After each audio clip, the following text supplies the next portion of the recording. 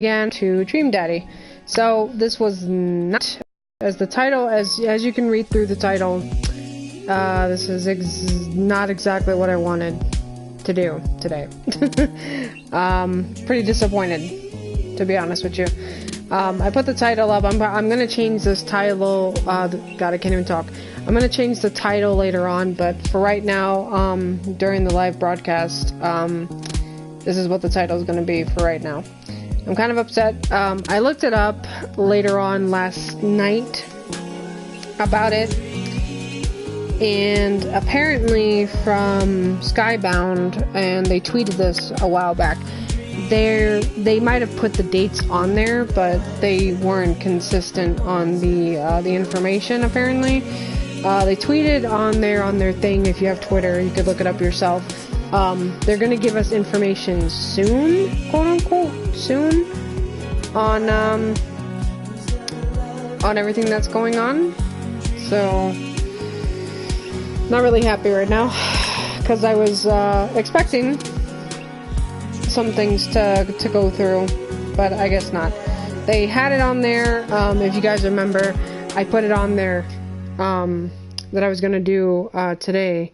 But if you, The Walking Dead, but if you saw The Walking Dead, it said it right there, that, it was gonna be November 6th. So I was going by that date, hoping, but I think they should take off the dates if they're not sure of when they're gonna release these things, at least in my opinion. So, that kinda got me irritated. So I'm a little bit irritated right now, because I really wanted to go in and do Walking Dead today. That was like my main focus for today. But I guess I'm gonna have to go through. We have plenty of other games to play, obviously, and of course next week, that's a guarantee that we got Spyro going on. So I'm not really worried about it. So I'm sorry, guys, in advance. But at least we got Dream Daddy, I guess. I'm prepared for my voices and everything, and we got good things. I'm just gonna wait for some of you.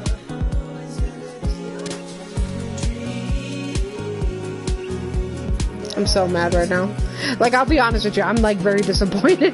I'm very disappointed in all this right now, because I was expecting this episode, but when I saw it last night, the tweet bullshit with the whole thing, I'm just like, forget it. You don't want to know.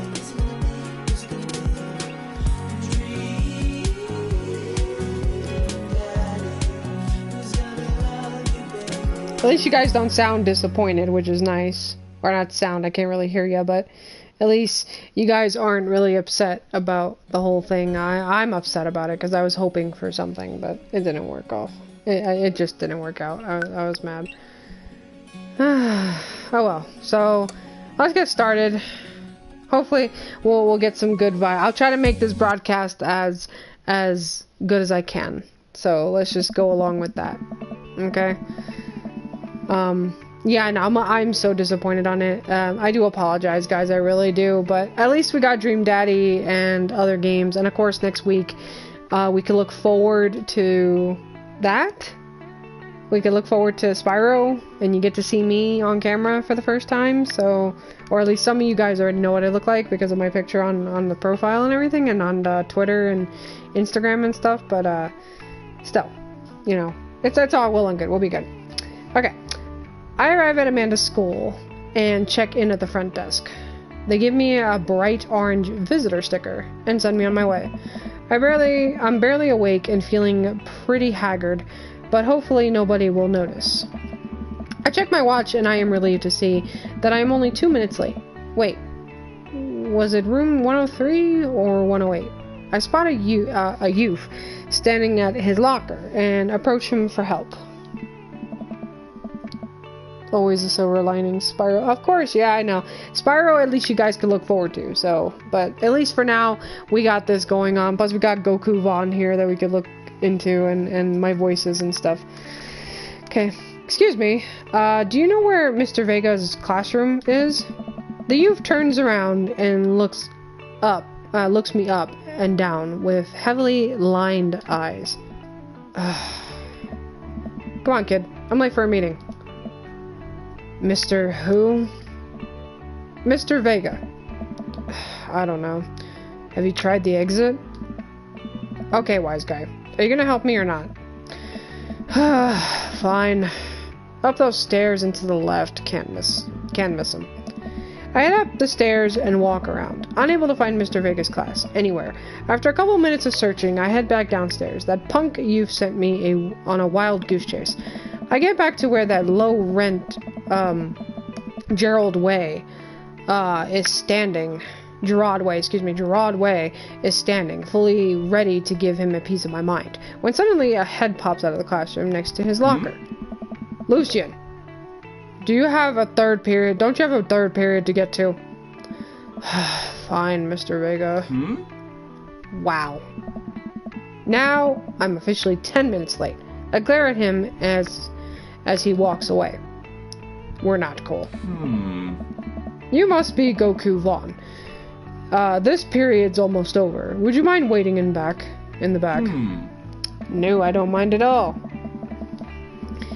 Mr. Vega leads me in, and I take a seat in one of the comical small student desks in the back. I might get stuck in this. Alright, where were we? Now, who can tell me about the unreliability of the narrator in J.D. Salinger's Catcher in the Rye? Yes, Colin? Colin stands up and does the thing where he blows into the crook of his elbow to make a fart noise. The whole class erupts in laughter. Alright, everybody. Very funny, Colin. Please sit down. Now, Holden Caulfield is an unreliable narrator in the sense that the bell for the end of the period rings. All the students immediately get up and make a break for the door. Sweet manchego. Remember to do the reading and answer the response questions on page 194 in your textbook. Nobody's listening. Or not, I guess. Mr. Vega turns to me and sighs. Middle schoolers, right? Don't you teach high schoolers? Both, you know? Budget cuts? Right. Thanks so much for coming in. No problem, Mr. Vega. Please, call me Hugo. I don't know. I don't normally do, improv, parent-teacher meetings, but as I'm sure you know, Amanda's a very bright student, and I'm concerned about her recent behavior. And what's going on? Amanda has never been the most engaged student, but I know she cares recently, though. She's been falling behind. She's not completing assignments, and has been doing rather poorly on tests. I'd normally chalk this up to senioritis, but this is strange. Thought Amanda always shared everything with me. Hadn't even crossed my mind that something might be wrong. I just wanted to ask, is everything okay at home? We just moved. She's fine. She doesn't tell anything to bottle up things. We just moved. Well, we just moved recently, but it was only to the other side of town, and Amanda was more excited about it than I was. See, if you can talk to her about it, I know she values you a great deal and would appreciate your guidance. If she keeps heading down this road, I know how important art school is to her, and I would hate to see her miss out on scholarship money that she clearly deserves. I'll make sure to talk to Amanda. Thanks for letting me know, Hugo. Anytime. On my way out, I stop, thinking for a moment. I turn to Hugo. Hey, Hugo. Yes. They never catch that rye. Wait, they ever catch that rye? Oh, you like that? Yes. You like that? Okay. I leave the classroom and make my way out of the school. I'm still a little bit in shock that Amanda was able to hide this so well from me. She's always been such a force for positivity in my life, especially after we lost our father. Amanda must be done with classes for the day by now. I'm sure she would appreciate a ride home, and maybe I can talk to her about what's going on. I pull up to the carpool, and Amanda hops into the passenger seat. So, did you have fun gossiping about me? Mr. Vega and I actually just gossiped about our celebrity crushes. So, you talked about Mario Badley? Yeah? The whole time? It was a very productive meeting. I'm pretty hungry. Can we grab some dinner? Sure thing. We can make something at home. Let's go to the mall food court. We'll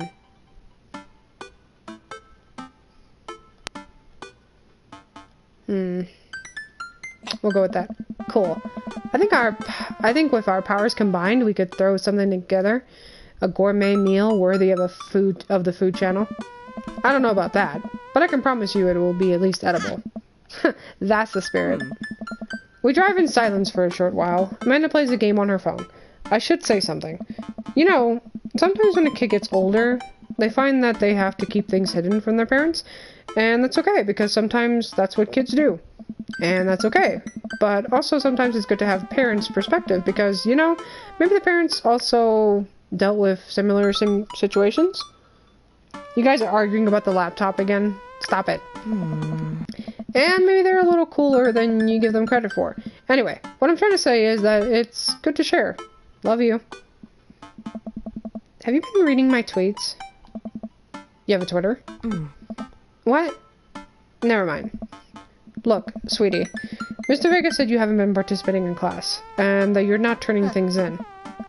Oh, I'm fine, Pops. Senioritis and all that. I thought you liked Mr. Vega's class. It's fine. He's fine. We pull up to a stoplight, and I eye Amanda. She's still texting. Just, I want you to know that you can talk to me about anything. Uh-huh. I can tell that whatever it is, she doesn't want me knowing about it. That's frustrating. I heard MLR is going to that fancy art school in California. That's exciting. Yep. Are you bummed that you guys aren't going to the same school? Yep. Amanda keeps texting. She stifles a laugh. What's so funny? It's I don't think you'd get it. Okay. Who you texting? Noah. Who's Noah? My friend? Does he go to your school? Yep.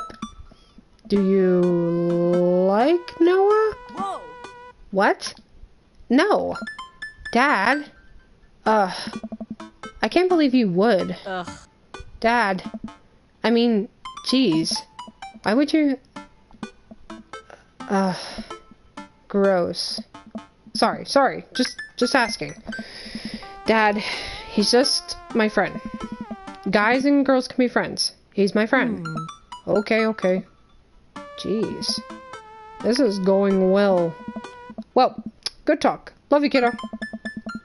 She leans forward and turns up the radio. I guess that conversation is over. Well, that worked.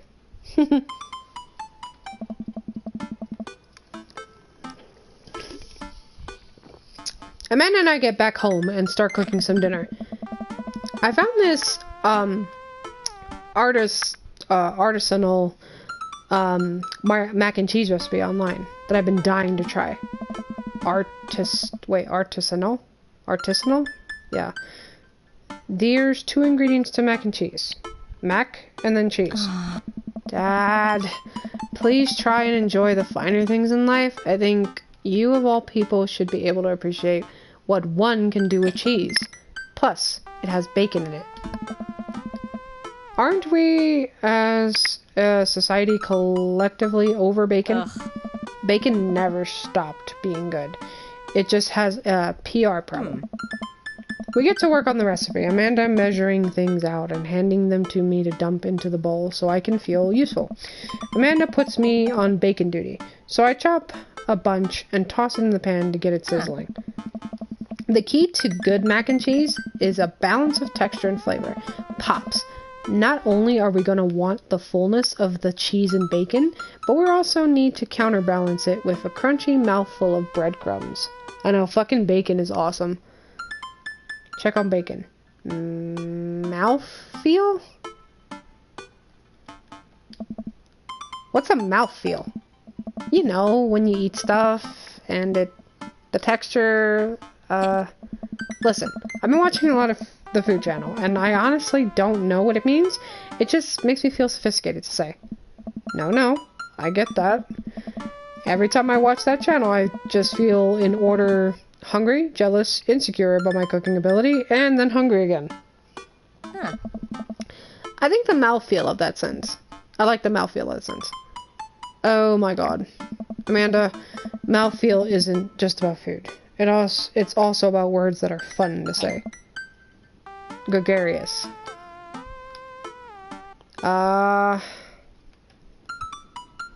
Boisterous. Catawampus. Discombobulated. Hey. All of a sudden, the bacon bursts into flames.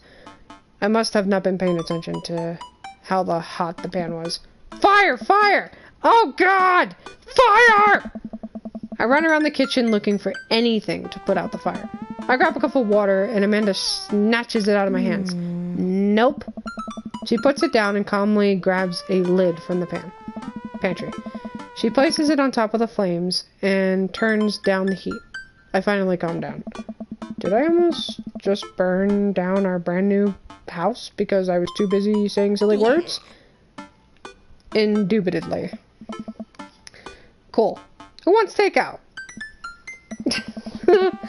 Amanda and I order some Chinese food and eat on the couch of our new living room. She flips on the TV.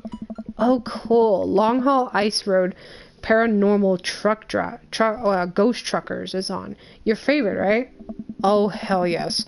They have to make it over the Canadian tundra before the ice road melts, but also they're hunting ghosts. Also, the trucks are haunted. This is an episode I've already seen, but it's one of the best. Colum and Flint, Dogbone, the twin brother truck driving and ghost hunting duo, find themselves in the greatest peril yet. Oh no! The ghosts done got control of the truck. I can't steer them there damn ice roads. Let me use this EVP meter to try and communicate with the spirits. Flint, we're about to die. Oh, almost got it. If you listen carefully, it sounds like it's saying you're going to die. Huh? That's because we're about to die, you. This is art. The episode ends and Amanda excuses herself to go and start arguments on the internet.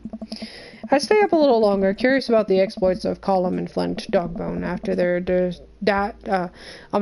disastrous ice road accident. Afterward, I crawl into bed and get a good night's sleep. Are you guys laughing?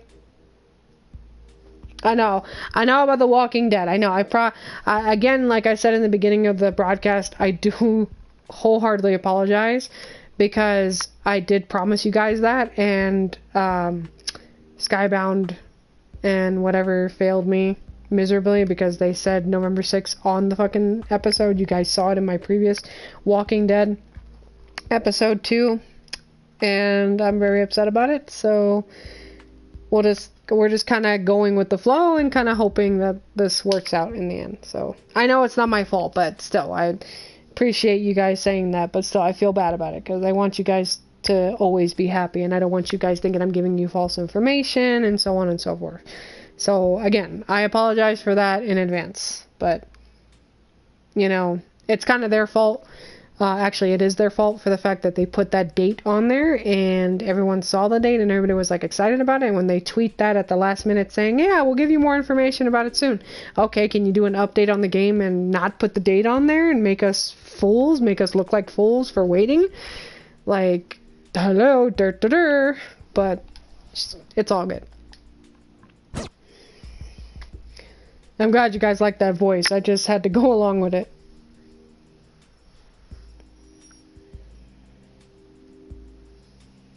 Yeah, I know, it's false advertisement. It sucks.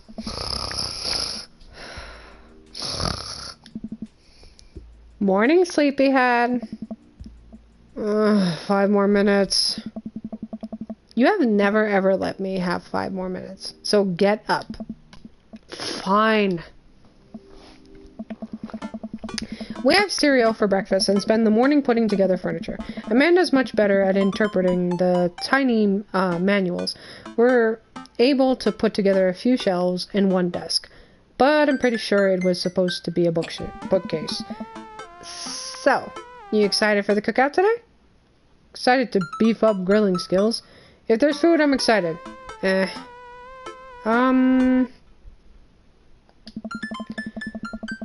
I'm all over those terrible store-bought sugar cookies that everyone brings to parties. Yeah, those are bad. Which means there are more for me. Don't you want to meet some of the people in the neighborhood? I'll probably end up standing uncomfortably in the corner with a plate of food and hope that nobody talks to me. Dad, your beautiful work in progress. We will get that butterfly to emerge from that cocoon. The social butterfly. Well, we better start getting ready. We definitely don't want to be late.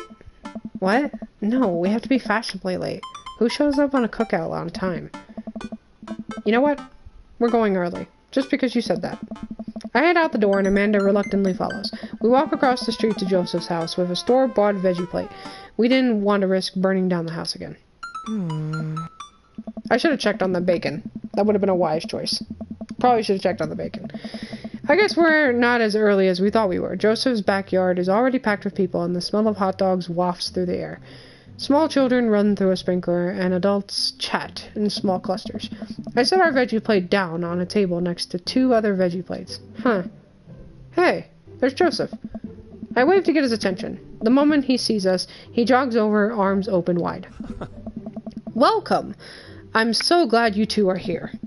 And you bought veggies.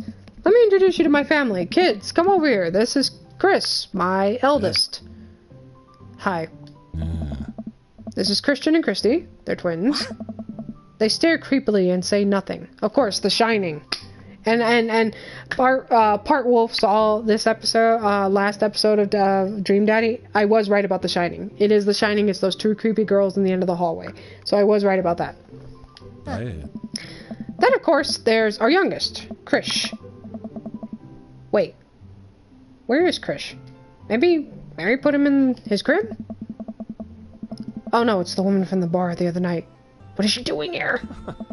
Oh, how could I forget my lovely wife, Mary? Joseph pecks her on the cheek, and she smiles. Oh, Mary, sweetheart, did you put Krish to bed? I'll have to go and look for him. What? You'll have to? Joseph takes a moment and regains his composure. Mary, this is our new neighbor, Goku Vaughn, and his daughter Amanda. I hate to shake your hand, but I have a glass of wine that I need to tend to. I love her. Nice to, meet you, Mary. For the first time. Charmed. Well, I have to go over there now. Mary leaves. Oh god, this is so awkward. I wonder if Joseph knows. I wonder if Mary knows that Joseph knows. I wonder if Joseph knows that Mary knows that I know. It takes all of my energy not to run away from the barbecue and start fresh in a new city. Haha, my wife has a wonderful sense of humor. But please, you 2 enjoy the barbecue. All the guys are really excited to meet you. Here, let me introduce you around. Let me introduce you to Damien. Joseph beckons a tall man in Gothic attire over to the conversation.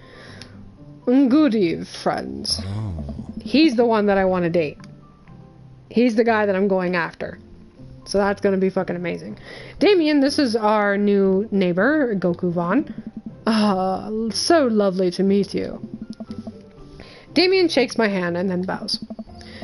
If you're ever interested, it would bring me great pleasure to host you for a spot of afternoon tea. Wow. Yeah, that sounds right. Splendid. Well, I must be off. Perhaps our paths shall cross again. Damn, what a classy dude. Oh, what? What'd you guys say oh for? Wow. I think I've actually met everybody else. Great. I bet you're excited to get to know everyone better. Hope you both enjoy yourselves. Amanda and I mill around and try some of the food spread out on the table. I pick at some deviled eggs. Amanda grabs a small paper plate and immediately begins piling it with baked goods. I don't want to have to make friends. Aww. Come on, Dad. Who are you gonna party when... Wait. Oh my god, can't even talk. Who are you gonna party with when I go off to school? But I don't want to have to do pleasantries. Dad. They're gonna talk about weather. Go. Do it. Make a friend. But how could I possibly abandon my only child at a social function? That's bad parenting. This plate of cookies is my new dad. Bye. Amanda shoves me into the center of the yard. Well, here goes nothing. I look around the party, and I'm surprised to see familiar faces. Isn't that the barista from the Coffee Spoon? Didn't I meet that guy at the bar? Didn't that guy throw a frisbee at my head? That mysterious goth guy. Isn't that Amanda's teacher? Hey, I know Craig. But wait a second. All of these people live in the cul-de-sac? That can't be right. I'd better investigate. Let's see. We'll go to these two first. I glance across the yard and notice Robert and Brian chatting over drinks. Man, I don't think I want to deal with being one-upped by Brian or whatever. Or whatever happened with Robert last night. Oh no, they caught me staring. Oh no, Brian's waving me over. Shoot. I flash a smile and walk over to them. Hey, guys. Hey, Goku Vaughn! How the heck are ya? Settling into the neighborhood, are ya? Oh, you betcha. Got the living room in the order, at least. Oh, that's great. I've been doing some living room work as well. Finally got the 50-inch in there. The game looks great in high def. Oh, boy. Goku Vaughn, have you met Robert yet? Yeah, we've met. Robert regards me over his whiskey. I know, I decided to change his voice a bit, because he looked a little goofy, doofy kind of thing, so I just kind of went along with it. Good seeing you again. Hey, we were just talking about my most recent camping trip, spending a night out in the woods with Daisy and Maxwell. She's definitely an outdoorsy one. Even caught her first fish. Oh. It's good to see you taking your daughter out like that. I bet she loved it. And it's great that she loves the outdoors. Mine loves being inside. Brian raises his eyebrow at me. Being inside. Making art? She won a local competition for the art? Yep. Did I put it on too strongly? Robert stares at me blankly for a second. Anyway, I haven't gone camping in years. Not since the last time. Same here. Well, things change once you have... Wait. What happened the last time? Robert takes a long sip of whiskey. Well, old Johnny Boy and me were in the back country. Johnny Boy's a strong kid, Matt. I'm in my army days. Comes from Kansas, they build 'em tougher out there. Anyway, things go south pretty quick. Johnny Boy breaks his ankle when the rope bridge snaps. You can see the bone popping out through the skin. Johnny Boy's screaming now, crying for his mama, losing blood. We're 2 days from the next living soul, and here I am with my dear friend bleeding out in the front of me. I'm able to dress the wound, but now I got a fireman carry at 6 feet, 180 pounds, man, over some of the toughest terrain I've ever been in. I won't lie to you, though there were moments during those 2 days when I thought about leaving old Johnny Boy. But you build a bond with your brothers in arms, and that bond never breaks. I got that boy back to civilization, but I lost some of me out there. I guess that's camping for you. Brian and I stare in disbelief. Robert takes another long sip of whiskey. I'm just kidding. My friend John and I went inner tubing down a river, and he lost a flip-flop. Missed that kid. Brian and I laugh nervously. Or am I kidding? Brian and I tense up again. I'm kidding. Phew. Amanda and Daisy barrel up to us, laughing. Daisy's holding a paper plate in front of her like a steering wheel. Why are you laughing? What's funny? What did I do? We gotta get off this haunted truck. Oh no. The ghost truck, the ghost locked the doors. Quick, hit the emergency escape button. But trucks don't have emergency escape buttons. Then hit the brake, I guess, and then we'll get out of the truck. I know, the story was interesting. The imaginary track. Anyway, we're safe from the ghosts. But how will we survive the Arctic tundra? Daisy, you might have to eat me. Are you prepared to do that? I'm prepared to do anything to survive. That's cold-blooded. I like that. Although I'm not sure I have the materials required to properly cook you. You know, that reminds me of the last time that I went skiing. Robert! Hey, wait a second. Are you guys playing long haul ice row paranormal ghost truckers? Yeah. Amanda and I Amanda and I love that show. It's the best, especially that episode where Colum hides Flint's keys and Flint retaliates by breaking an ancient cursed urn and sending the spirit after him. Yeah, it's such quality reality television. Don't watch a whole lot of television, but I do enjoy that show. That and war documentaries. Alright, Daisy, I found us a couple of bugs. They're gonna make a great meal. Lots of protein. Gonna keep us from starving out here in this harsh, icy wasteland. But there's a table of food over there. Daisy, it's a game. We're playing pretend. It's what kids do. Live a little. Amanda gives Daisy a handful of gummy worms from the snack table. They eat them with mock disgust. Let's go find kindling for a fire. Okay. But not an actual fire.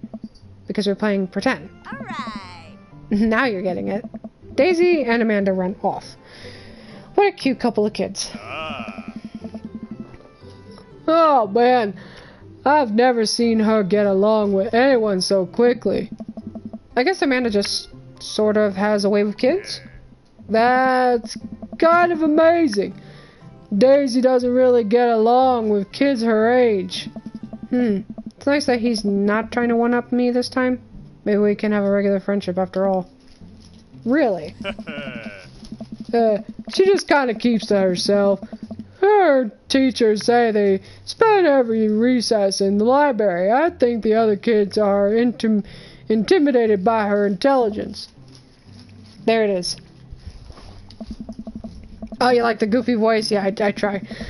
I wouldn't worry about it too much. Amanda was shy at Daisy's age, too. She used to have a habit of crawling under tables and crying every time we took her into a restaurant. She bit people, too. Oh, kids, right? Gotta love them. You're required to by law. I hear that. Well, since they're getting along so well, maybe we should try to put together a little play date for them. They do seem to be getting along really well, but the thought of continually hearing about all of Brian's accomplishments is rough. Yeah, that'd be nice. Well, I don't want to take up too much of your time. Go meet some of the other fellas. Alright. Let's go talk to Joseph and Damien. I spot Joseph chatting with Damien by the grill. I wonder what they're talking about. I walk over to them. So I'm curious, can you walk me through why you had your house painted black? Well, where do I even start? The house stays warmer in the winter and provides its artistic contrast to the rest of the neighborhood, and it complements the crimson interior perfectly. It's definitely an interesting choice.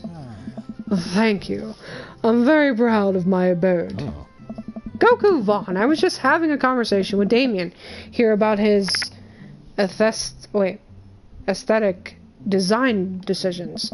Aha, greetings once again, Goku Vaughn. Do tell me about yourself. Are you new to the area? Yes, me and my daughter, my daughter and I just moved in the other day. That guy's a vampire. Yeah, I know. I fucking love him, dude. He's the one that I'm gonna go for. I really want to date this guy. Are you enjoying the party so far? Oh, definitely. Thanks so much for putting this on. It's nice to be in a cul-de-sac where everyone is so friendly and welcoming. Amanda walks up to the conversation. Hi. It's Damien, right? My name's Amanda. At your service. What a pleasure it is to meet you. Damien finishes the sentence with a flourish and a bow, producing a single rose and offering it to Amanda. Amanda blushes and returns the gesture with a curtsy. My, do you know how to treat a lady? Hey. Hello, Amanda. Seemingly out of nowhere, Joseph's twin kids appear. Are they speaking in unison? Hey? Won't you come play with us? Come play with us. Forever. Yeah. Oh god, that's creepy. That's fucking creepy. Oh, guys, enough with the creepy twin shindig. I'm just gonna say shindig because I know that's what he's talking about. We've talked about this. Christian and Christy slowly back away. Oh, this is Mary. Where do you think they get that from? Mary pops into the conversation, wine in hand. I don't know. Mary takes a long sip of wine. I think I might have tapped over VeggieTales VHS with... Oh, VeggieTales, excuse me. VHS with The Shining. Who knows? Oh, The Shining. You see, there it goes. The fucking Shining shit. She takes another sip of her wine. Where's Krish? Wasn't he with you? You had him for a moment ago? He's probably stuffing dirt in his mouth. He'll be alright. Toddlers are pretty resilient.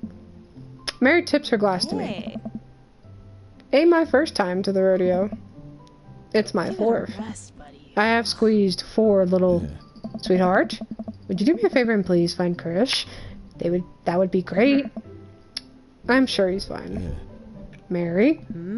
Okay, jeez. Mary finishes her wine and wanders off. Dad, can we go now?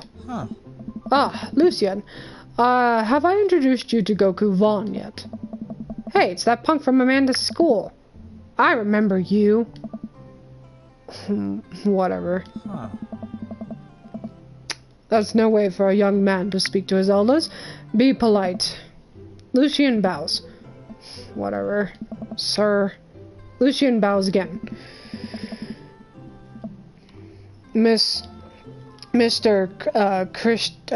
Christiansen, may I have a veggie burger, sir? Coming right up, bud. Are you a vegetarian? Yep. Make that 2 veggie burgers. Did you know that some people in the Victorian era were vegetarians? They described carnivorous types people as bloodlappers. Dad. Oh. That's really interesting, Damien. Joseph turns to the grill. Just the end of a tattoo peeks out from underneath his sleeve. I can't believe I didn't notice it before. Looks like the bottom of an anchor. Whoa, is that a tattoo? Yep, wasn't always a youth pastor, you know? That's so cool. Wanna see mine? What? Lucian pulls up some rubber bracelets, revealing a lopsided 666 in black ink. I'm sorry, that's so fucked up. My buddy gave me a stick and poke tattoo last week. I think it's healing up pretty good. Lucian! We'll talk about this later. That's pretty cool. What's the significance of the tattoo? I don't know. I just thought it looked sick. Well, in my opinion, the only reason you need to get a tattoo is because you want one. Careful, though. That number carries weight. Man, Joseph is way cooler youth pastor than I thought. I just figured youth pastors popped out of the womb with a Bible. I wonder what he did before preaching. A lot of shit.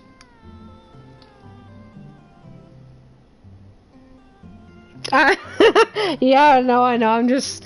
That's kind of like my draw, my fucking... whatever you want to call it. It's just... That's my voice for him, so don't ask questions about it. Oh. Alright. Matt and Hugo seem to be embroiled in an intense discussion. Craig looks on, smiling politely. I walked over to say hello. Well, I don't think it's fair to try and compare 2 art movements like that. Periods in art only exist because they are unique byproduct of the social political climate and of a time and place. and to try to take something like, say, the Rococo period and compare it to postmodernism in America, you're completely disregarding the context in which a work of art is created. Matt and Hugo seem to be so busy talking that they don't notice me. Craig leans in. Dude, I have no idea what's happening. Talk to Craig. I turn my attention to Craig, who seems a little more attentive to my existence. How'd resistance training go the other day? Oh, great. Little River here is a great cheerleader. Aren't you, little tiny bruh? Craig grabs River's arms and waves them around. You can do it, Dad. I'm so proud of you. I'm sorry for pooping on you. She must be a handful at that age. Oh, they always are. But it's so worth it. Craig grabs River's arms again and waves them around. Also, I'm sorry for throwing up on you, Dad. How you settling in? Almost done. The new place is perfect. I never get too comfortable.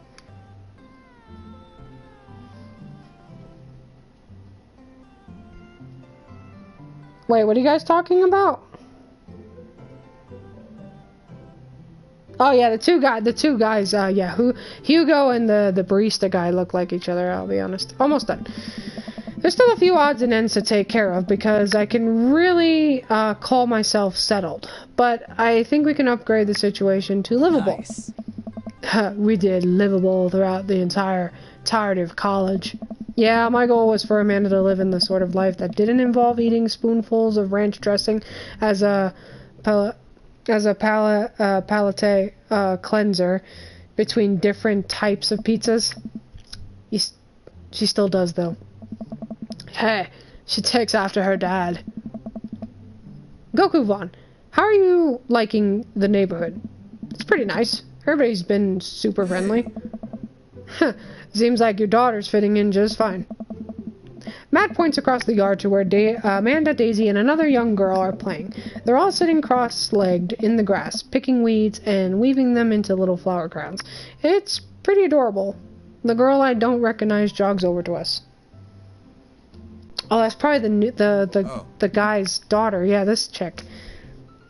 What is it, sweetheart? It's a flower crown. I thought you'd look cute in it. Hey. Well, there's only one way to find out. Matt takes the flower crown and places it on top of his head. Am I cool now? The girl stares at him, thinking it over. Nope. But you're slightly less uncool than you were before you put it on. Hey. Ha. Hey, whoa, Goku-Von. This is my daughter. Hello. I'm Carmenista. Weird name, in my opinion. Amanda comes over with Daisy and tow. Dad, look, I'm making friends. Are you making friends? You better be making friends. Yeah, actually, Amanda, you remember the cool barista from the coffee shop? And my old college friend? And, your teacher. Ah. Oh. Hi, Mr. Vega. I didn't realize we were neighbors. Ah. Yep. You still gonna give me that overdue term paper? Great seeing ya.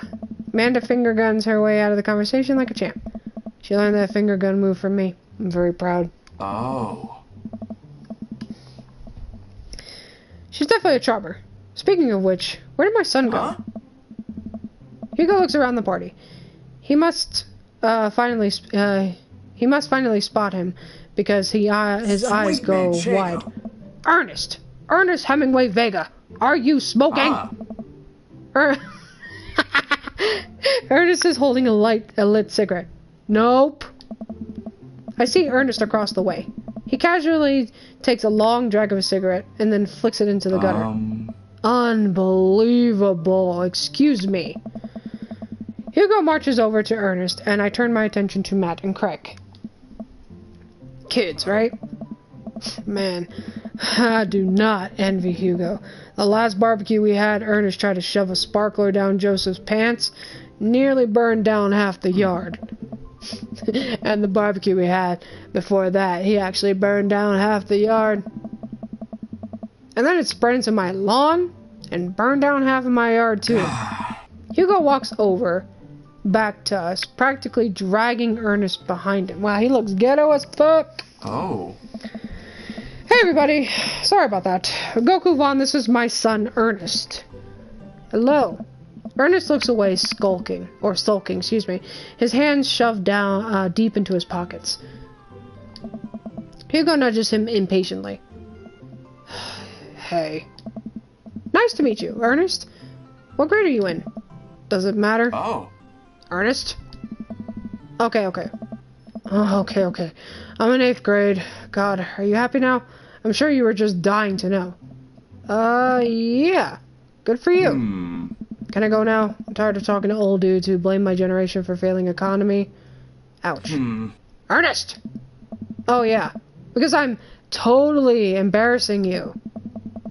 Ernest puts earbuds in and storms off to stand in the corner. Well, that was certainly something. No problem, child, right? What are you guys laughing about? What did I do? He seems nice. Hugo puts his head in his hands and sighs. I'm sorry. He's having a really rough time. As much as I want to be the cool dad, I have to be the authoritarian dad, and he clearly resents me for it.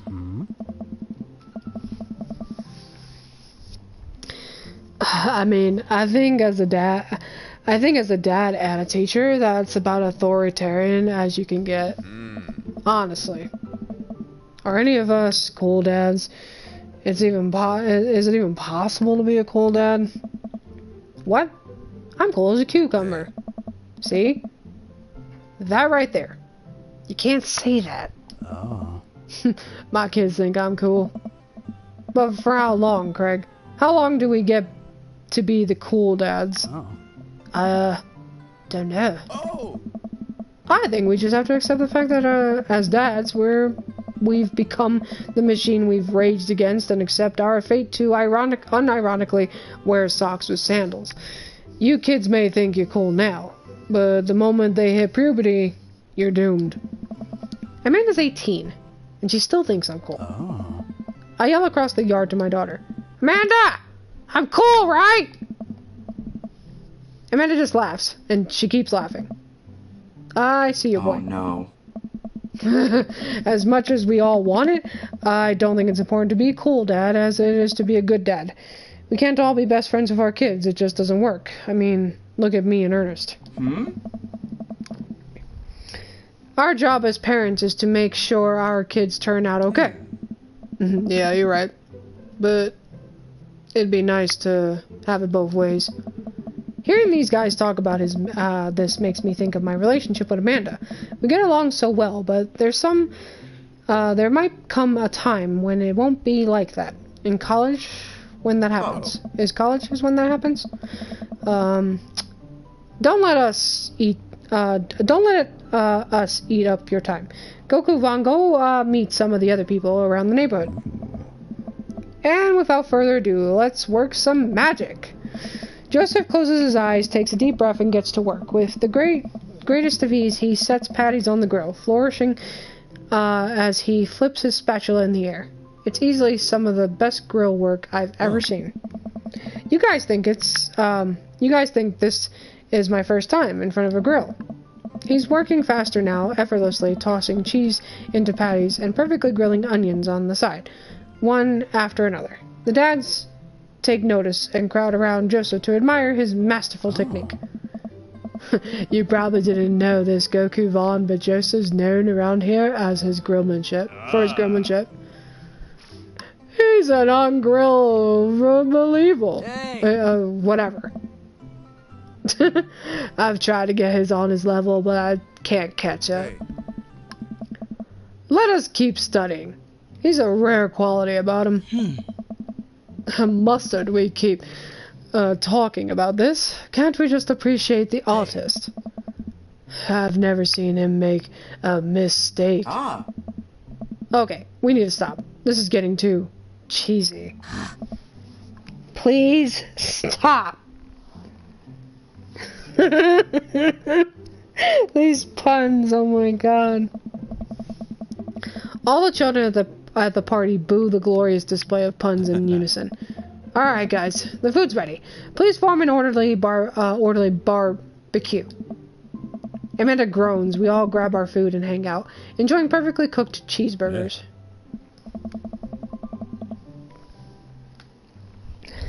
Man, it's so wild now. Oh wait, it's so wild how all of us dads live in the same cul-de-sac. Kinda nice, isn't it? Feels like there's a real community here. Totally helps when you just a single dad trying to raise a kid. We're happy to have you here, man. I think you're gonna like this neighborhood a lot. Oh. Please, Amanda seems to be getting along with all... Oh, wait, not please. Plus, Amanda seems to be getting along with all the kids. If she decides to get into a babysitting game, she'll really make a killing. Oh. Hey, why don't you add us all on the dad book? Dad book? Yeah, it's a great social network for dads to keep in touch with each other. We're all on it, so if you ever need to reach out to anyone, that's the simplest way to do it. Sorry, I'm just an old-fashioned dad. Social media goes over my head sometimes. Don't worry, Pops. I'll help you figure it out. The rest of the barbecue goes smoothly.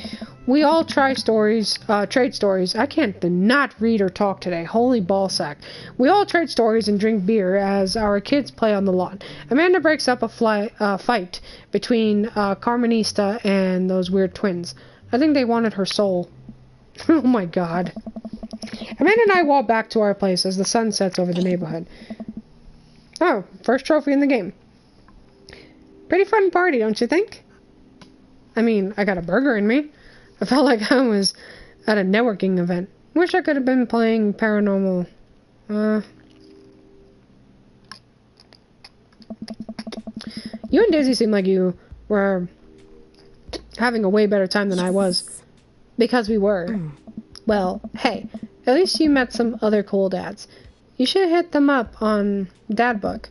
Maybe I will, if I ever figure out how social media works. I have a good feeling about this place. Me too, Dad.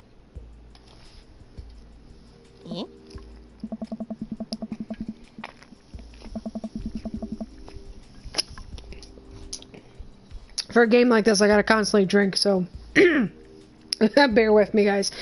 Amanda and I arrive home with remnants of our veggie plate. Seems like nobody was really into the cauliflower. Cauliflower's so good, though. Shit. Any big plans for this evening? Actually, yeah. I'm going out with some friends. Oh. Is that okay?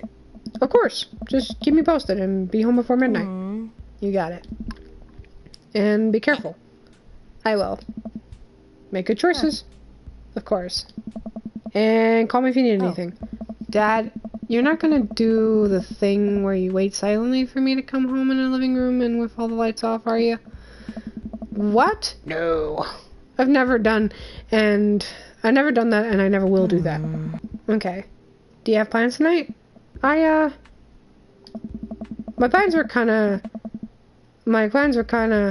to eat ice cream and watch TV with Amanda. But I'll find something to do.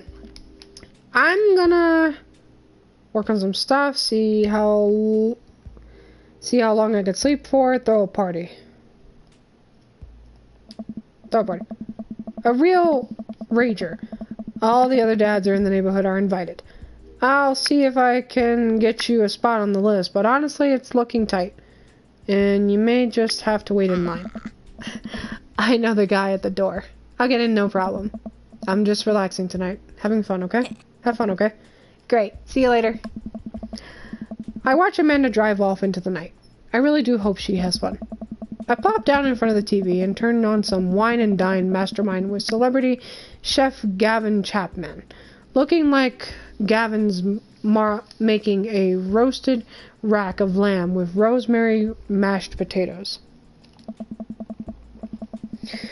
I love to be able to cook like that, although I think if I was actually good at cooking, I'd use my powers for evil. Like just making bread Alaska's all day instead of any food of real nutritional substance. Excuse me. Man, Gavin Chapman just caught that thing on fire, but he meant to do it. What a professional. I lose track of time as I blaze through several episodes of Wine and Dine Mastermind, and also one episode of some cooking show called Meat Hell. I'm not even sure what that one was about. It was just a lot of yelling. I glanced at my watch. Man, it's almost midnight. I should check in with Amanda. I sent a text. Hey kiddo, you good? I wander into the kitchen and I wait for a reply. Amanda's phone is almost always in her hand, so I'm sure she'll respond soon. Unless she's driving home now. In which case, I hope she doesn't respond soon, because I definitely taught her better than to text and drive. I reach into the freezer and grab an ice cream sandwich. It's a little late for this, but I think I've earned it for a long day of socializing. I check my watch again, and then my phone. Nothing yet. Okay, see, now I'm worried. Do I call her? Do I call the cops? No. It's too soon for that. I'll just send her a gentle reminder text. What's up? Half an hour passes. Now I'm really worried. The episodes of Gavin Chapman's Meet Hell are not only not assuaging my anxiety, but possibly exacerbating it with all the yelling. So I keep pacing around the house, waiting for her to come back.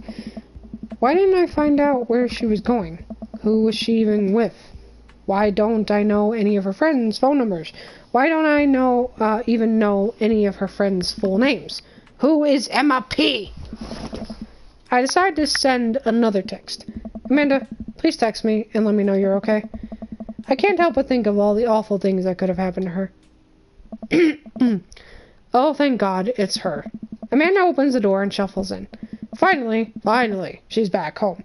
I'm glad she's okay. Sup?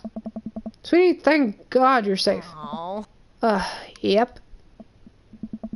But now that I know she's okay, I'm really mad. Why didn't you answer my texts? Amanda pulls her phone out of her pocket. Oh, whoops. Guess I didn't see those. She starts to walk into her room. Amanda Ann? Whoa, we're pulling out the middle name now? Amanda, you came home an hour and a half after your curfew, and you didn't respond to any of my texts. You really freaked me out. I was about to call the cops. Tad, you're seriously overreacting. You're not going to be like this when I go off to school, are you? I don't like your attitude. I have a right to be concerned. I was scared.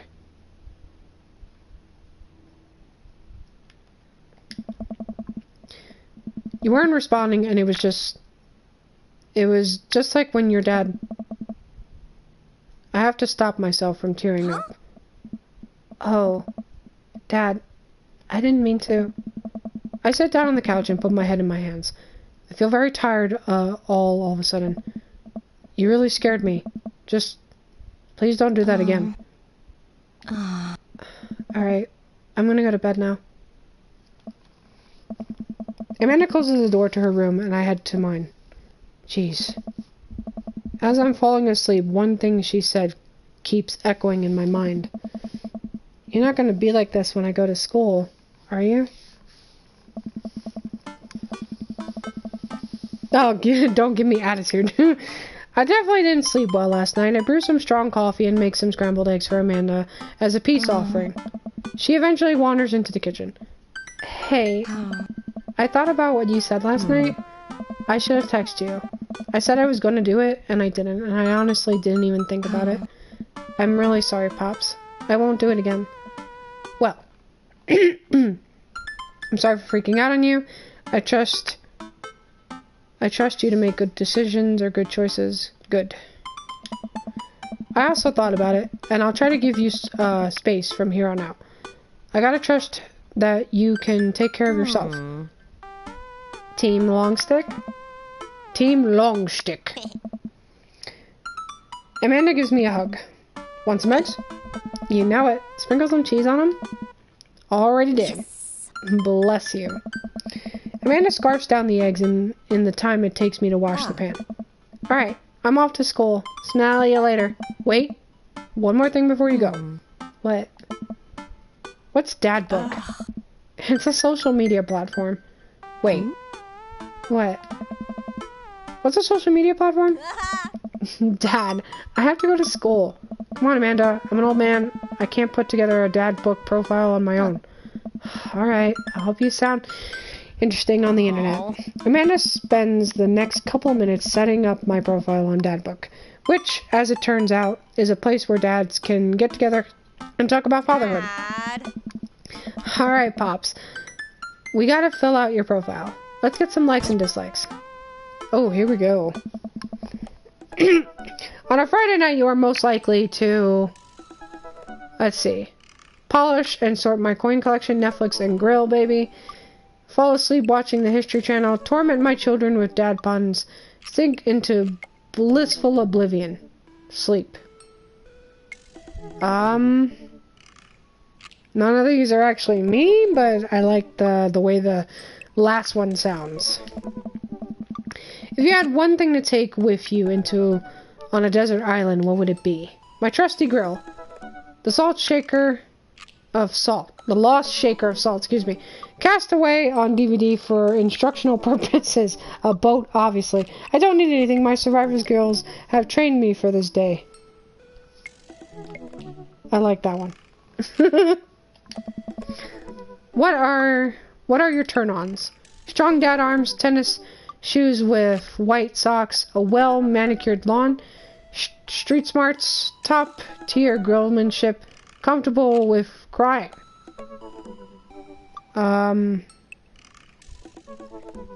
Sure. What did you want to be when you grew up? Technical writer for manuals and instructionals.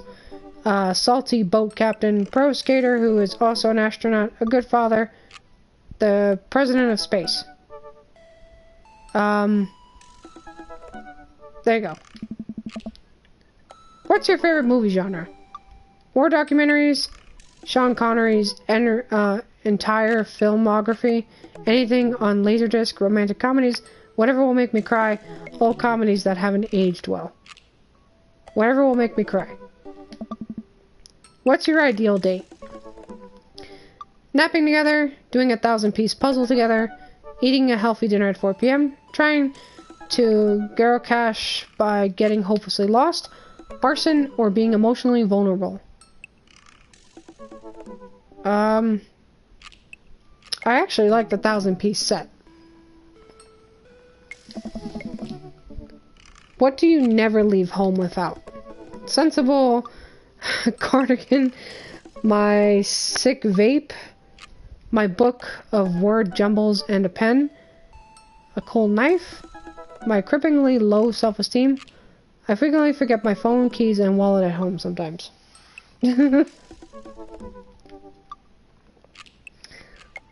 Let's see.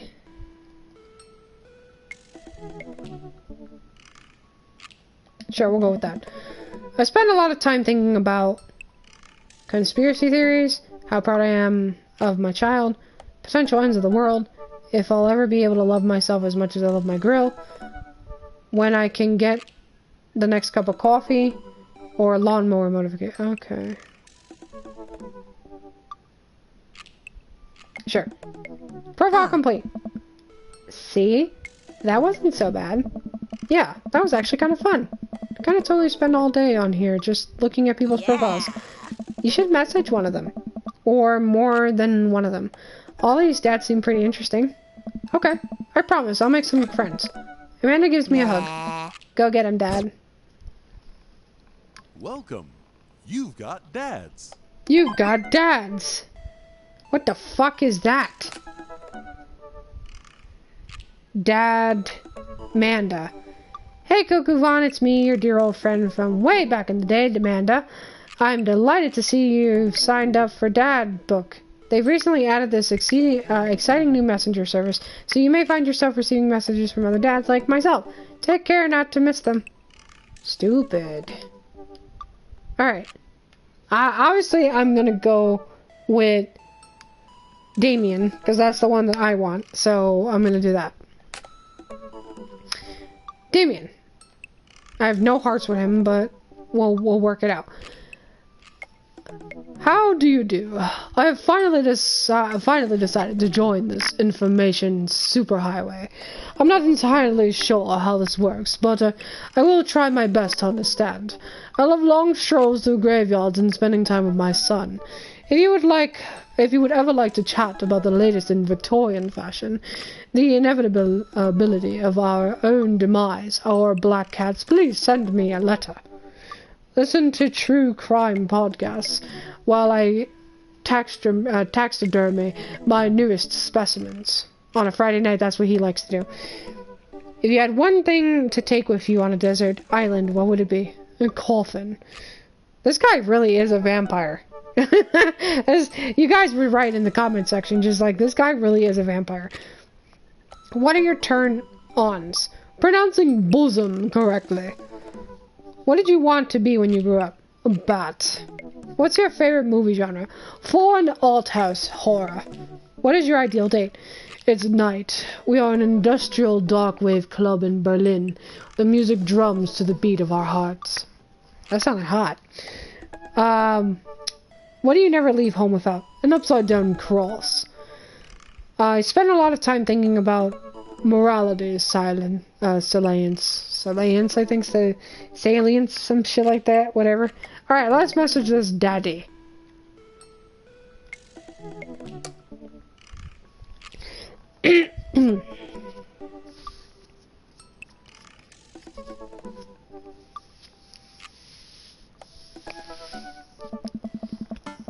Damien seemed really exciting. A little odd, but interesting. I think I should hang out with him to get to know him a little better. I navigate to Damien's dad book page and type out a message. Hey dude, you seem cool. We should hang out sometime. I sit there for a minute before I see that Damien's typing. But then he keeps typing. And typing. Man, is this guy writing a novel? I'll leave the computer to make some coffee. And he's still typing. I sip my coffee and computer finally dings. Goku Vaughn, I must confess my excitement to be receiving your kind letter, for, as you see, I do find myself available to enjoy your company. I must ask for your forgiveness, however, as I believe our first meeting did not paint me in as a gentlemanly manner as I would have liked. Oh, whoa, there's more. I would be highly flattered to enjoy your companionship at my residence for an afternoon tea and a stroll out around my garden. Should it please you, till then, all adieu. I said that so fucking Scottish, it's not even funny. Yours humbled, D. Bloodmark. I stare at the screen and reread the letter several more times. Hey, Amanda. Amanda pops out of her room. Her eyes are a little puffy, almost as if she'd been crying. What? What did I do? Hey, are you alright? I'm fine. Yeah. Oh yeah, totally. I'm cool. I found out that the succulent I've been watering and singing to for the last 3 months was actually made out of plastic. Even the dirt was fake. Oh, honey. Are you sure that's all you're upset about? You have to tell me what's actually wrong. I'm so sorry about your plant. I can buy you a new one, if you want. A real one this time. That's sweet, but I rescued that plant, and now that I know it's fake, She clenches her fists with determination. I'm still gonna love it no matter what. Is this what being a parent is like? Yes, sweetie. Make sure it gets into a good college. But seriously, change the subject. I'm not gonna push it. Can you help me with something? Dad, for the last time, I'm not popping your back pimples. No, can you interpret this for me? I turn the computer to Amanda, and she squints at Damien's message. I just don't understand NetSpeak. Like, is this how you kids communicate with each other now? Oh, totally. This is the hot new thing. See, Dad, kids get over saying LOL and laughing my ass off or whatever, and decided that what they needed to do was bring it back to the 1800s. So, what do I do? Where's your pen and quill? What? Did you forget to unpack the pen and quill? Dad, how will we address the nobleman in regards to your upcoming Dubulan ball? Oh, okay. Now I know you're messing with me. Father, without a proper chaperone, you'll never end up with a suitor worthy of our land. Or our dowry. Or... So, you read Pride and Prejudice for school one time, and now you're reciting things you know about it back to me, aren't you? Like the first 5 pages. Then I read a review of the movie. Still got a B, though. Great. So, what do I say to Damien? I got this. Amanda reaches over and types on the keyboard. Sure thing, dude. Regards. Goku Van. Amanda hits send and smiles at me. Well, I suppose that's that. Whoa, fucking house, dude. So this is all new to me because I've seen other, like I said, I've seen other streamers who did this and they did a totally different thing. So, this is my first time seeing this scene right now, so this is going to be new. I make the short walk over to Damien's house. Well, I guess you can't really call it a house. It's more like a manor. Estate. The Gothic architecture looms above the other homes in the cul-de-sac. I walk past a couple of gargoyles guarding the front door and look around for a doorbell. There doesn't seem to be one. I pull the large, ornately carved bat's head door knocker back, and a hollow sound echoes throughout the house as I strike it against the door. I wait several moments before the door slowly creaks open. It's a little creepy, but I enter the home and take a few steps into the foyer, noting the oil portraits of whom I assume are dead relatives hanging on the wall. Well, this is not disturbing at all. As I'm admiring them, the front door slams shut behind me. Hello?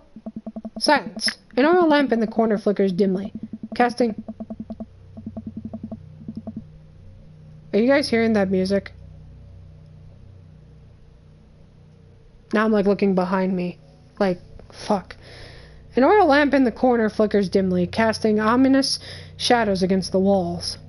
Why do I feel like all the people in these paintings are staring straight at me? Why is it so cold in here? Where's Damien? Goku Vaughn, pleasure to have you in my home. I look up and see Damien standing at the top of a majestic staircase with a walking candle holder. What's that the door slamming shut? Oh, sorry. There was a draft. And the door creaking open when I knocked. I accidentally left the door unlocked. And the creepy oil paintings? I like oil paintings. Right. Right. Please, let me show you around. Okay? It's like so oddball, you know? Okay. Damien leads me around his house, showcasing his parlor, sitting room, auxiliary seating room, and the parlor again for some reason. This is one of the old homes on the block. Yes, but nowhere near as old as the architecture might suggest. Through extensive renovations, I've been able to craft a residence that is both historically accurate to the Victorian period and equipped with the amenities of any modern dwelling. We walk past a door covered in bumper stickers, caution tape, and a black parade poster. Did they listen to My Chemical Romance in the Victorian era? That's my son's room. You know how the rebellious teenage years are. Onward, onward. There's more to see. We reach a door at the end of the hall that Damien opens with a flourish. And this is the library. Sunlight streams in from floor to ceiling arched windows. The walls are lined with packed bookshelves, and even more books are scattered over the period-appropriate furniture. Damien is clearly really proud of this room. Look out the window, look at the butterflies, pick up a book. that's enough of the tour. I'm gonna pick a book. Oh. Oh, you like that? You know, Goku Vaughn, in the Victorian era there was some courtesy surrounding reading. Many people thought the more trouty novels would encourage youths into a life of crime and would cause too much of a distraction from work and school. I pull out a book at random and examine the worn cover. Opening it, I turn to a random page and read aloud. Naruto struggled against the chains that Sasuke had bound him with, shirtless and out of his breath. He looked up at Sasuke. Sasuke smirked, unbuttoning his ninja pants. What? Okay, I think that's enough. Damien snaps the book shut and puts it back into the shelf. Oh my god. That's a rare book from my private collection. Fucking stupid.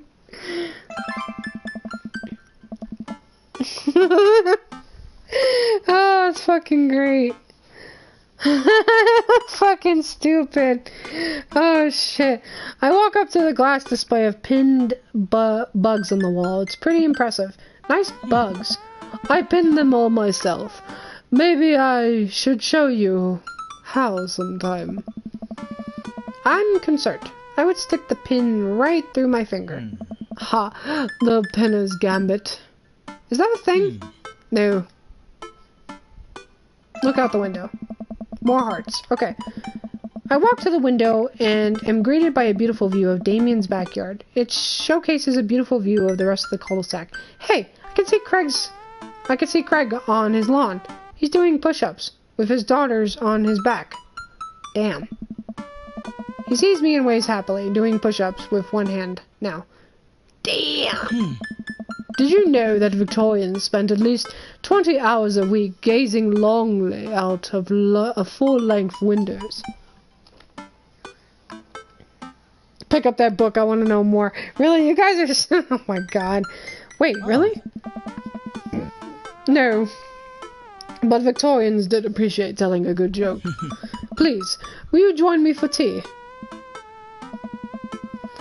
I follow Damien to his sitting room, where finger foods have already been set out upon a beautiful tiered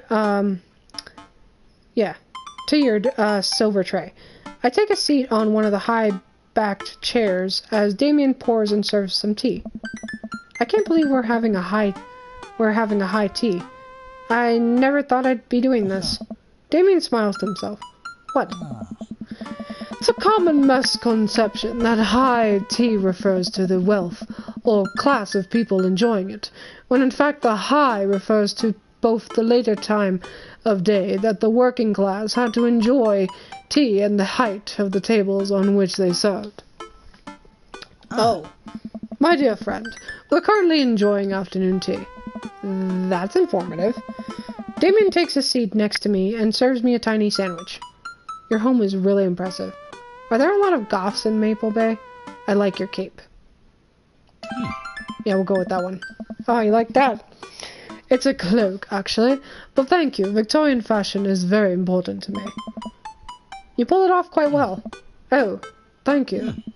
Regardless of my historical leanings, it's very important to me to present myself well, and it has taken a long time to come up with a style that's both true to form and representative of myself, but I'm very happy with how I dress. I do get some strange looks, yes, but it's something that brings me a great deal of joy, so I don't mind. To be able to wake up in the morning and pick from my closet a variety of cloaks, waistcoats, top hats, and even binders that are period appropriate feels amazing. You wear top hats? You don't? What got you interested in goth stuff? Oh. Well, I was a young boy. My father... Did he take you into the city? Sorry? Did you guys see a marching band?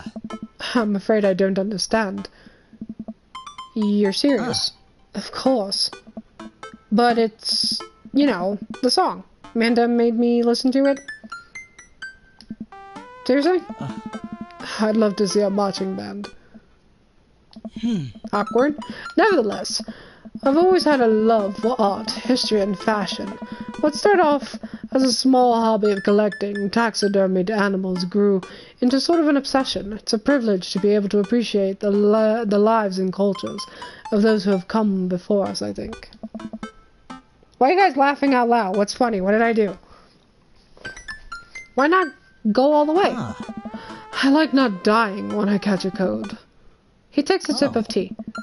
I can acknowledge that there were many very terrible things about the Victorian era, and to try to live a life that strictly aligns with those ideals would be admittedly horrid. But I think it takes a critical mind to truly appreciate something to the fullest, to be the cognizant of its flaws and love it all the same.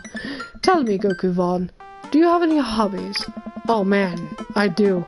But I don't know if I care about anything the way you care about this stuff.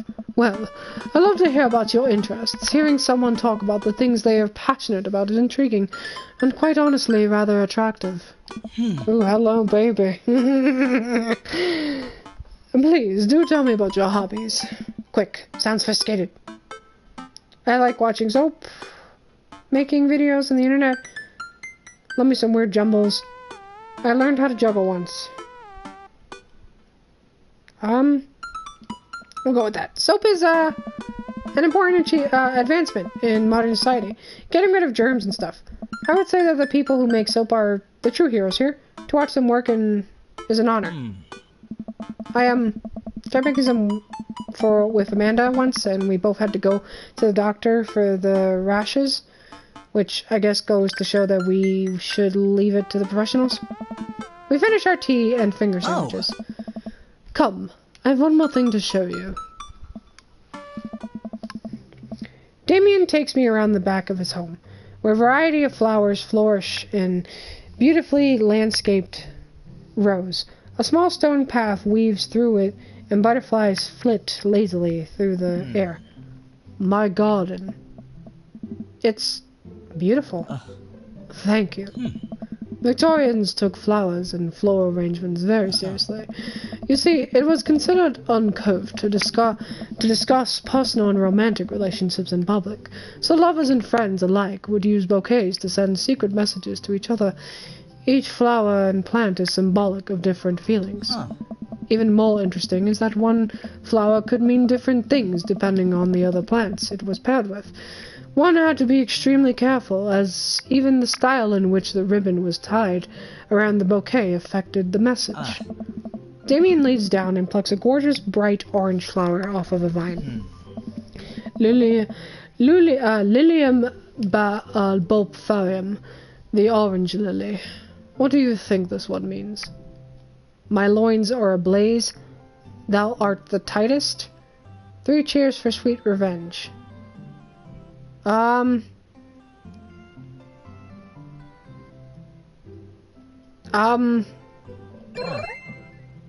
shit. Well, I poked his butthole. Alright, we're good. I was hoping I was gonna pick the right one. Fuck. The orange lily is actually symbolic of pure hatred. Well, and that's precisely why floral arrangement is so challenging. What's your favorite type of flower? Snapdragons, honeysuckle, sunflowers. I actually like snapdragons in real life. Snapdragons. Because they're cute. And you can do that thing where you squeeze them so tight it looks like they're talking. What a lovely choice. Oh, you like that? Okay. I'll have to remember that when I put together a bouquet for you. He would put together a bouquet for me? Nobody's ever given me a bouquet before. I follow Damien down the footpath and admire more of his beautiful flowers. Suddenly a phone rings. Goku Vaughn, will you excuse me, I must take this. He pulls a cell phone out of his pocket. I'm a little surprised it's not a rotary phone. Go for it. Damien smiles and walks back to the house. I take a deep breath and enjoy the heavily perfumed air. What a lovely yard. This makes me wish I had put a little bit more effort into the garden Amanda and I tried to start one time. Our watermelons grew to the size of a cherry, tomatoes, and then immediately died. Oh, hey, a gargoyle. Oh no, I knocked over the gargoyle! that guard. Oh shit.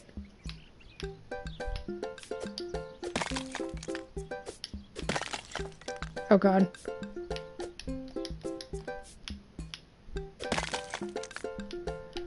Are you serious? That looked like it worked.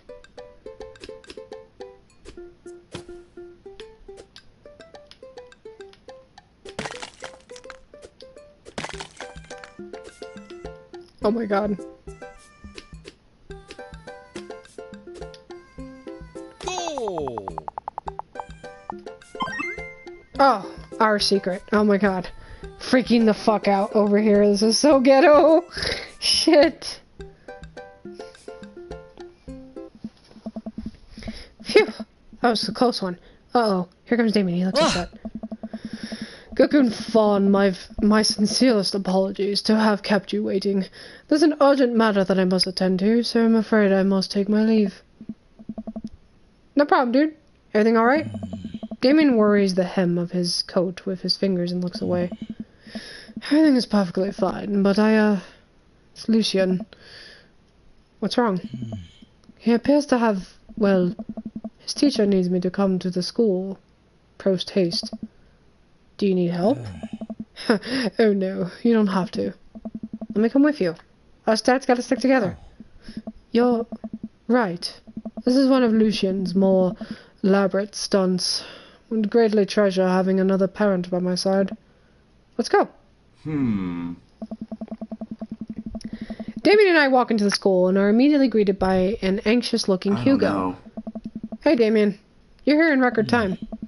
I wouldn't miss it for the world, dear friend. Wow. Whatever it is, it doesn't seem like this is Hugo and Damien's first time to the My Kids Are in Trouble rodeo. Huh. What is it this time? This... Damien... You have to see to believe. Oh no. He's gonna open up his locker or some shit and he's gonna have some crazy shit. Or he has a dead animal in a bag or some crap or something or another. Damien and I fall into a step behind Hugo, who leads us through the busy corridors of the school. We pass by several classes in session and I vaguely wonder if Amanda's around. Hugo eventually ushers us into a small boiler room with a flight of rickety stairs leading down into darkness. Watch your step. I can hear faint voices drifting up from the basement, and they don't sound happy. As I'm led into the depths of the school, I recall... There's the fucking music. I recall the antics. I get into an angsty middle schooler, and at least I had enough sense to stay out of a creepy basement. Oh no. We find another teacher in a boiler room tucked away into the back of the basement. With him are Lucian and Ernest, Hugo's son. Lucian has a bloody nose. Oh, were they fighting? Thanks for coming. I can't make heads or tails of this. I look around the scene of the crime and see a bunch of bricks and some masonry tools scattered around. What happened here? Ernest punched me. Lucian tried to kill me. What? The room falls silent. I'm not even trying to kill you, dumbass. I was just trying to build a brick wall around you and see what would happen. You promised me there was wine down here. You tricked me. Whoa, wait a second. Lucian, did you try to cask of Amontillado? Ernest? Some shit like that. I don't know what the fuck that said. I'm neither confirming nor denying that. I turn to Damien and whisper to him. What's cask of Amontillado? It's a classic Edgar Allan Poe short story where a man gets his enemy drunk, lures him down to his cellar with the promise of wine of a fine vintage, then buries him alive behind a brick wall. It is a good story, you're right. I just don't know how to pronounce that fucking word. I've read the book, but I don't know how to pronounce that fucking word. It's a lovely story. So wait, Lucian, you tried to do that to him? I was curious to see how it would turn out. wasn't actually going to leave him there. What was the thought process here? That Ernest was just going to sit still while you slowly built a tomb around him? Well, it worked for like 20 minutes because he's an idiot. But then he realized that I had lied about the wine. And then you were cracking maniacally. Maniacally. That sort of tipped me off. Ernest? 20 minutes? Dad. Whoa! It took you 20 minutes. Son, we just did an entire 2-week unit on the cask of Amontillado. And it took you 20 minutes to realize Lucien was heading you into an elaborate ruse? Did you even read the story? Read the first 5 pages and then read a review of the movie. Whoa! It's only 5 pages long, and there's no movie. Huh, yeah, you're right. I paid Lucien to read it for me. Actually, he didn't even pay me. So when you think about it, this was me teaching him a lesson. Damien and Hugo both have their heads in their hands. You guys are always telling me to engage in the literature, and I did. I don't see a problem here. Alright. I'm filing this under what the hell? Don't do whatever that was again. You two are both suspended for a week. Ernest and Lucien high-five. The teachers start to stomp up the stairs. Hugo, I'll cover your class. Take your son home. Mr. Bloodmarch, you too. Thank you for your mediation. We all head up the stairs and out of the school in tense silence. Lucien, Damien, and I all pile into my car and begin the drive home. Lucien immediately puts his hood up and stares out the window angrily. I'm not going to therapy again. I know, son. It's entirely up to you whether or not you want to go. But I care about you, and I know, and I can see that you're struggling. So if you do decide that you would like to speak to a professional about your feelings, we can do that too. Maybe you can spend this next week looking for a summer job, I know how much you want your own car. Can't believe Damien's keeping his cool. I'm impressed. Fine.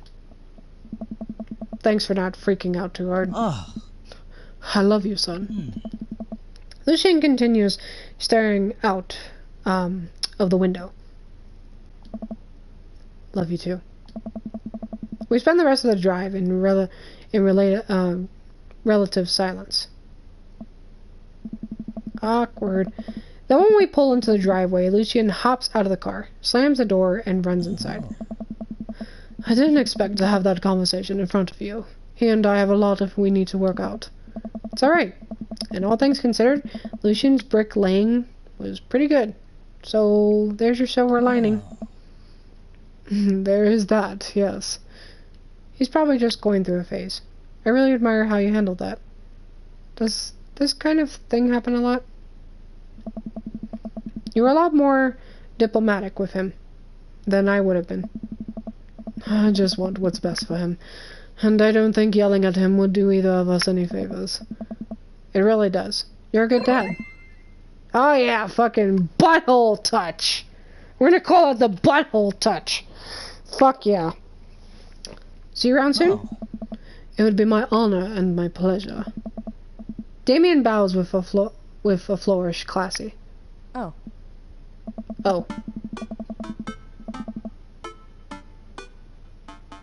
Okay. I come home to find Amanda curled up on the couch with a blanket watching TV. I plop down next to her. Yo. What you watching? Tiny House Hunting Brothers. Extreme Edition. I hate this show. The couple on screen bickers back and forth while standing into an extremely small house made out of recycled bottles. The Tiny House Hunting Brothers watch them with bemused expressions, both of their heads touching the low ceiling. What are you guys laughing about? Oh, the butthole thing? I told you I wanted 2 beds. 2 baths, shabby chic cottage. This house doesn't even have a bathroom. But honey, the outside is only 20 yards away. It's not that bad. I'm not pooping outside, Greg! Why don't they just get a regular-sized house? I don't know. How'd afternoon tea go? It got strange. We had to go to the school to pick up Lucian since he tried to...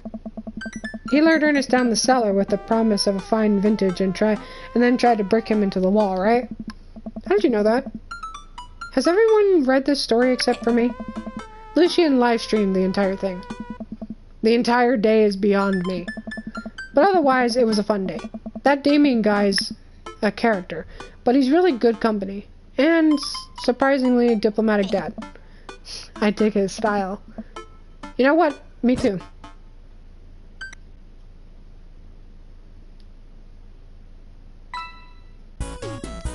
Yay, date complete.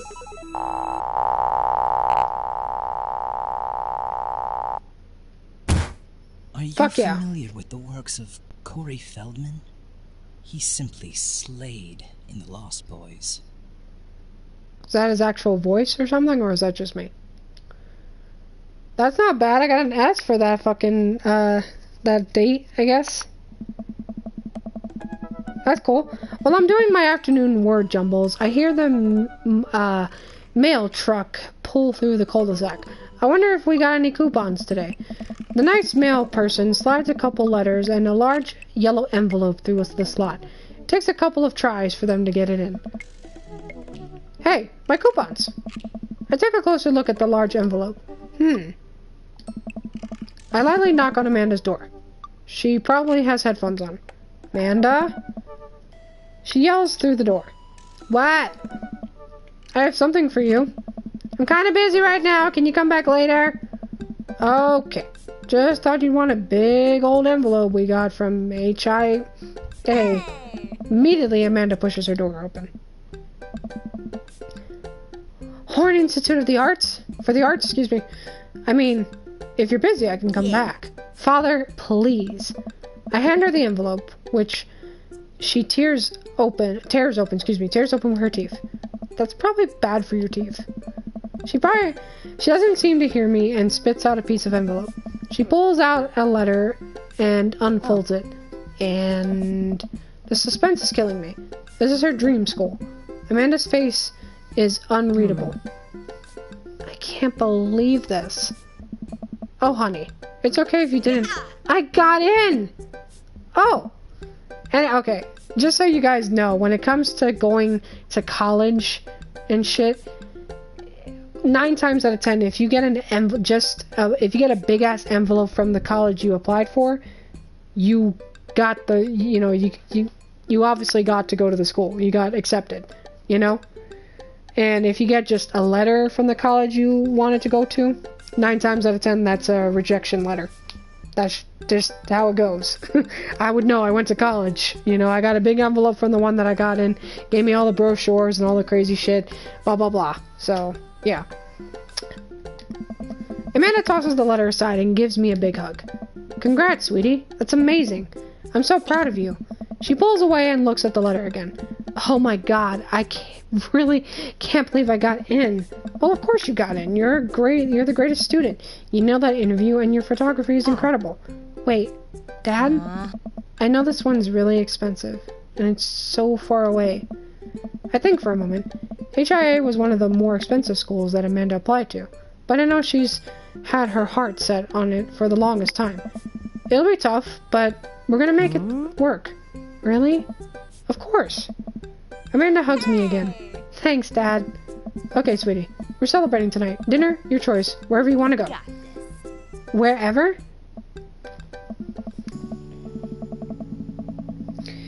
Amanda and I walk along the bayside, tearing into our foil-wrapped burritos from a nearby food truck. You could have chosen anywhere in Maple Bay. Cost was not a determining factor. Please, Dad. I'm a simple gal. Just give me a Rito with a few. I can't say I'm mad. Amanda and I sit on a patch of grass and watch ships sail lazily through the bay. And the dorms are right near a bunch of cafes, and there are all these galleries nearby, and there's a discount if you bring your student ID, and... Amanda, slow down. You're gonna choke on your burrito. I know, I'm just excited. Did I mention that students get their own studio space once they're seniors, and we get all professional photo editing software for free? It's nice to see Amanda so enthusiastic about HIA, but I wish she wouldn't do it between bites of her burrito. I thought I taught her to chew with her mouth closed. I wonder who my roommate's gonna be. You take a survey online and they match you with someone with a similar major and interests. I bet we're gonna be best friends. Greg and I were. A good roommate can be a lifelong friend. But don't even get me started on bad roommates. Oh no. I'm just kidding. We didn't have a bad roommate. Our only other roommate was a puppy that Craig brought home one night. We spent a semester fabricating a story about our new foreign exchange student who had a really bad cough that sounded exactly like a dog's bark. Carl ruled. Oh, they let you have an animal in the dorms? If you get a note saying you need one. I bet I could forge one. I think I get a rabbit. Or maybe a snake. Or maybe a both. Well, would the snake eat the rabbit, though? Oh boy, I think I'll leave all that up to you. She's so excited. I don't want to disappoint her, but I need to be real with her for a second. So, you know I had that talk with Mr. Vega? He didn't tell you about the dumpster fire, did he? Wait, what? No? Huh? I don't want to put a damper on good news, but I need you to knock it out of the park these last few months of school, okay? If you really want to go to Horns, we need the scholarship money. I know you can do it. Okay. I promise I'll try harder. I pat her on the back. Think you can handle a 14-hour drive to come home for the holidays? There's gonna be some treacherous ice roads to cross. And don't even get me started on the paranormal occurrences. Well, it'll be worth it if I get to see you. My eyes immediately well up with tears. Oh, Dad, don't cry. Sorry. I'm just very, very proud of you. You're all grown up now, and you're such a good person, and I hope you know how important you are to me. Dad, stop. You're gonna make me cry, too. It's too late, honey. It's happening. Dad, I can't get tears in my brain. Amanda in for a hug and kiss her on the forehead. Two pops. Welcome. You've got dads. Okay, so, well, fuck me. There's fucking shit. Is this the same one? Oh. Oh yeah, you could have written to... Man, is that you? What are you doing on Dad Book? Why? Goku Vaughn, We've never seen each other since business school. We haven't seen each other since business school. How could you possibly confuse me for your amazing and talented, easy to buy things for daughter? Though, I am of course flattered you should buy Amanda more things. Amanda, you know I didn't go to business school. I barely even managed to get my degree. Wait. No. Wow. I didn't say that. You never heard that. This is gold. I was a great student, I swear. I graduated at the top of my class because I worked hard and ate all my vegetables. Totally holding on to this for later. Wait, do you even remember what I majored in? I declined to comment. Cool. That's funny. That you could actually respond. That's something new. I don't remember them. I don't remember like what you call it? The chat system thing. I think that's new. That's part of that fucking dad rector's cut that they have here. Hey dude, I got the runs. Oh, I've got just the thing. I'll head to the store and grab you a real chunky milkshake, cherry licorice, and a book of word jumbles that I find helpful in strenuous times such as these. What? Wouldn't that make it worse? Oh, it's not for the diarrhea. Milkshakes are just comforting. Wait. Why are you talking about this? By I got the runs, I meant that I felt like running. Oops. Wanna come with me to the gym? Why do I feel less excited about that than getting you home remedies for diarrhea? Come on, man, it'll be fun. You know what? Sure. When are we doing this? There's 30 more minutes left in the Meat Hell Marathon. I'm outside right now, warming up. Okay. But let me see if Betty gets away from wolves in time to get her Soparesta wrapped cheesecake out of the oven. Oh, so you can go running. Okay, that's cool. You could actually talk to them. Okay. Enough of the talking. My voice is already coming to an end here with this. But I'm gonna call it for this broadcast. Again, guys, I do apologize for the fact that I couldn't do Walking Dead, but this was fun. I enjoyed doing this episode today, but I hope you guys can forgive me on that mark, and hopefully we'll find out more information, but I'll keep you guys posted as I usually do.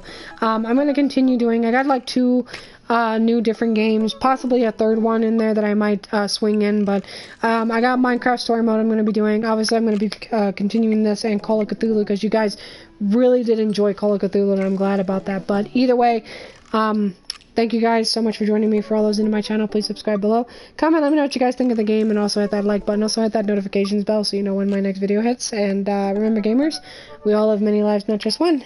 And I'll see you guys in the next episode.